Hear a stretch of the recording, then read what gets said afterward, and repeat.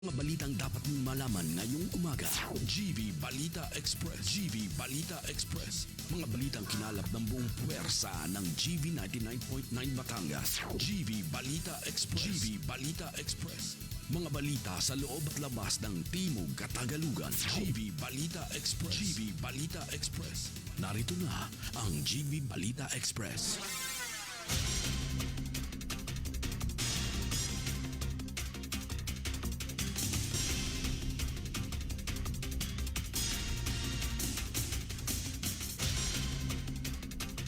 Magandang umaga mga ka-vibes. Kayo ay nakatutok sa GV Balita Express sa programang Good Vibes Morning.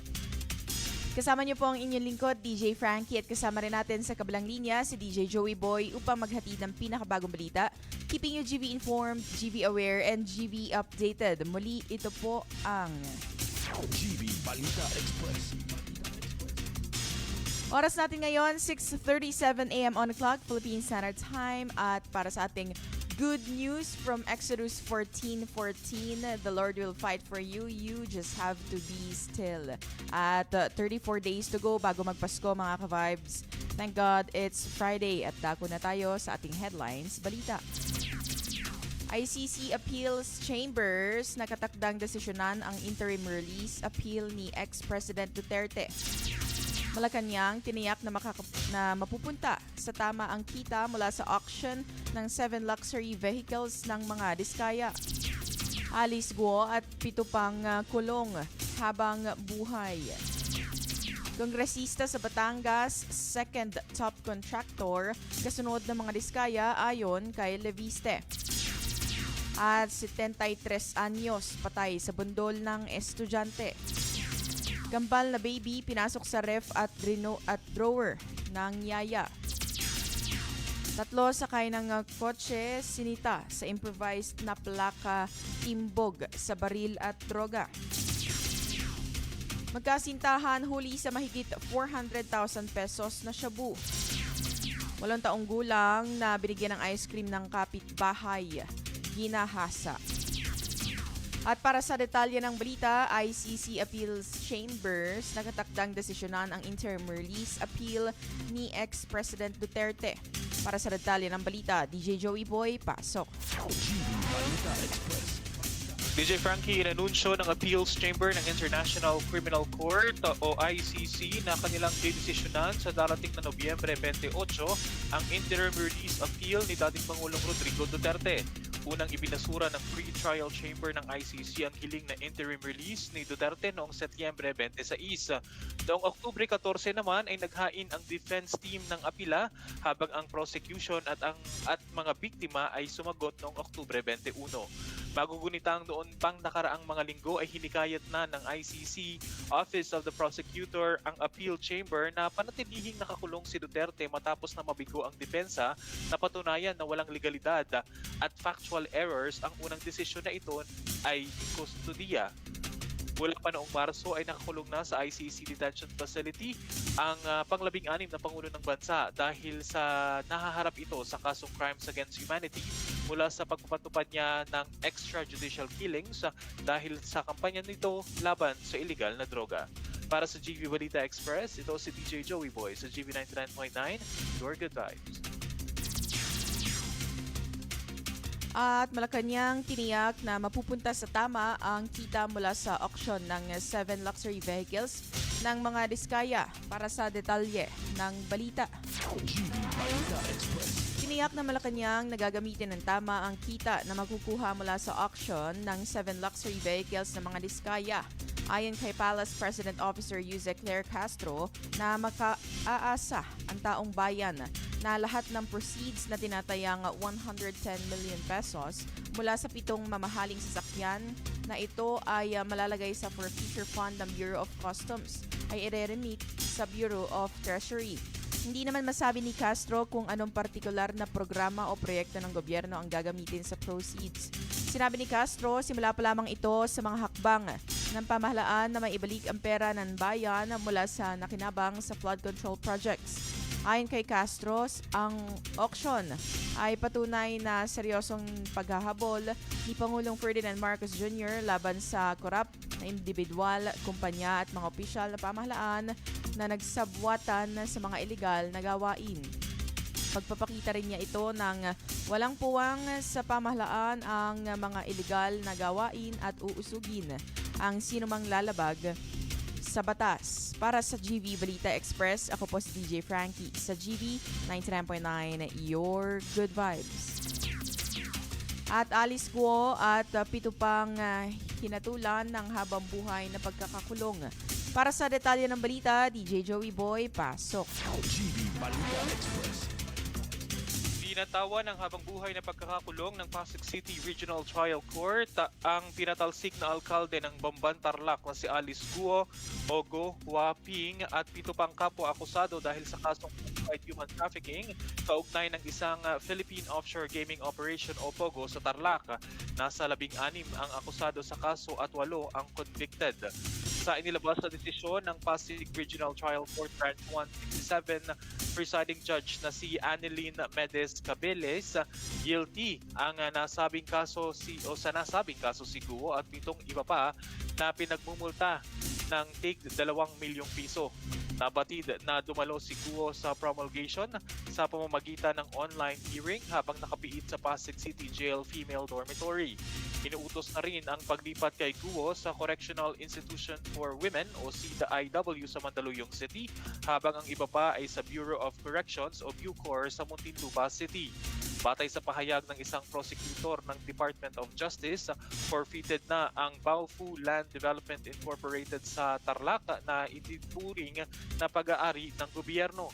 Ang kasong Anti-Trafficking in Persons Act of 2003 na inamyendahan ng Expanded Anti-Trafficking in Persons Act of 2012 at Expanded Anti-Trafficking in Persons Act of 2022 ay kaugnay sa pagkakadiskubre ng mga illegal at criminal activities sa Pogo Hub sa loob ng Baofu Land Development Incorporated sa Tarlac na isinampa ng PAOK at Philippine National Police Criminal Investigation and Detection Group.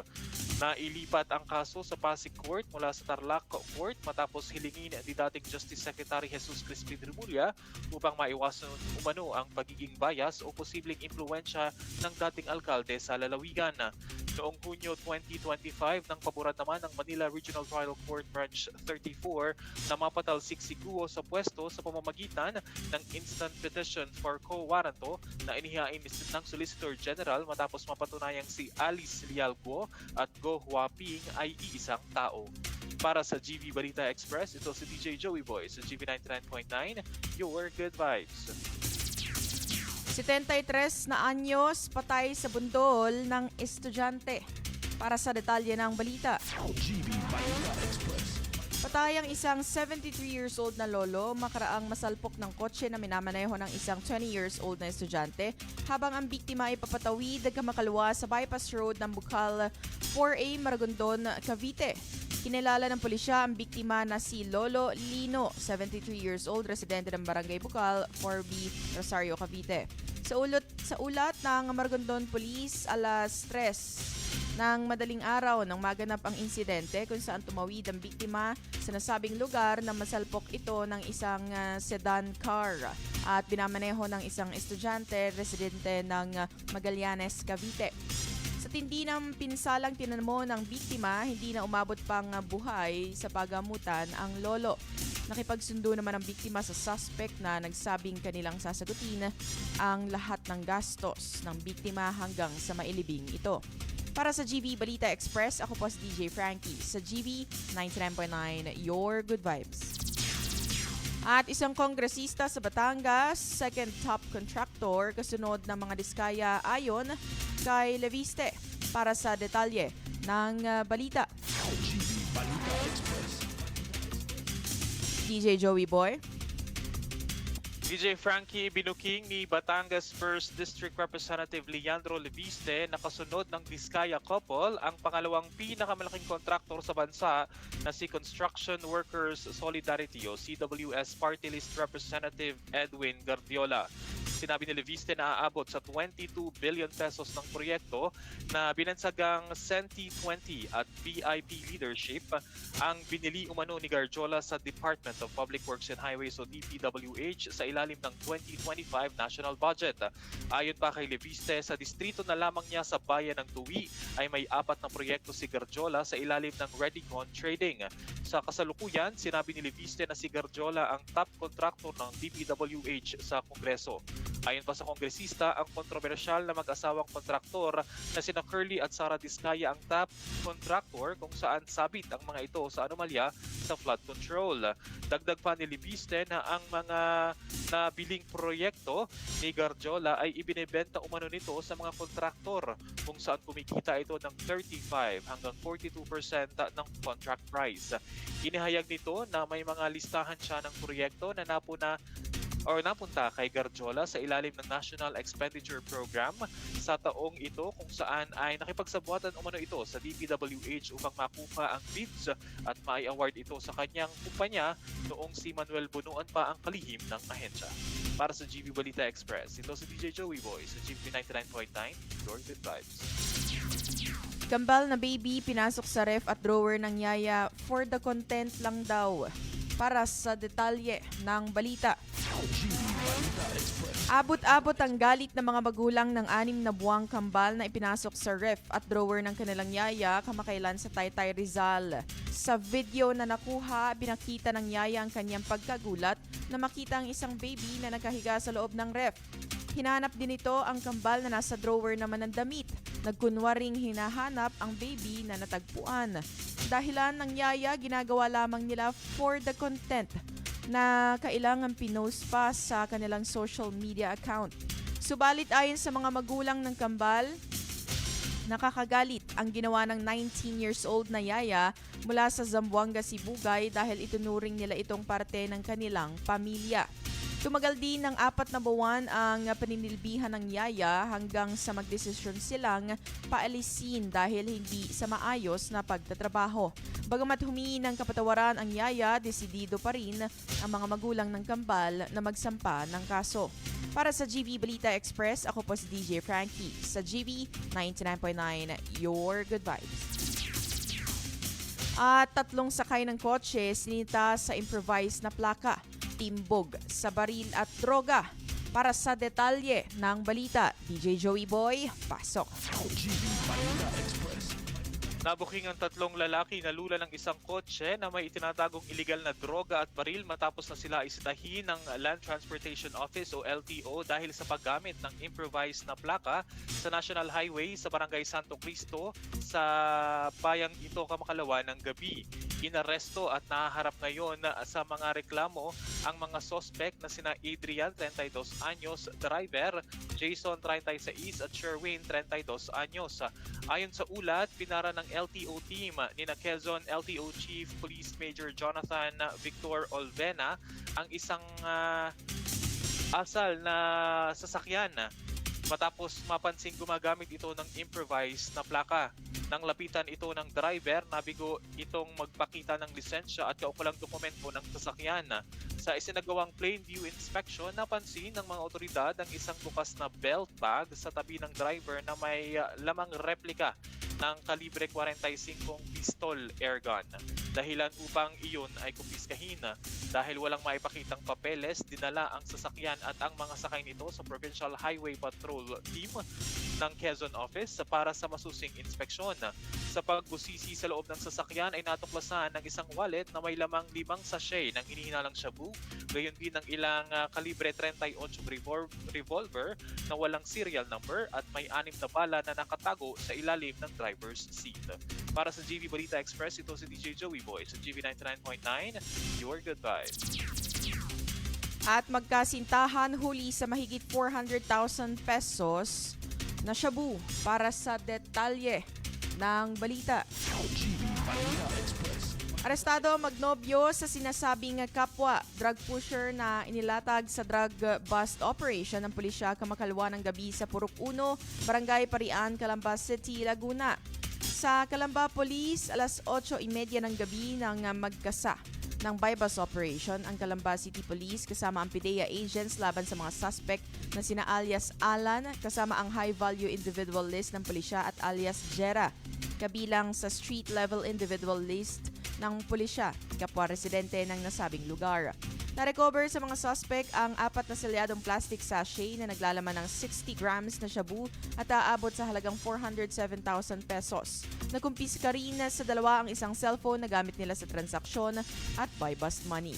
Para sa GV Balita Express, ako po si DJ Frankie sa GV 99.9, Your Good Vibes. At sa kabilang balita, 8 taong gulang na binigyan ng ice cream ng kapitbahay ginahasa. Para sa detalye ng balita, DJ Joey Boy, pasok. GV Balita Express. DJ Frankie, mga ka-vibes, isang 8 taong gulang na batang babae ang binigyan ng sorbetes ng kapitbahay at pagkatapos ay dinala sa damuhan at doon ay ginahasa.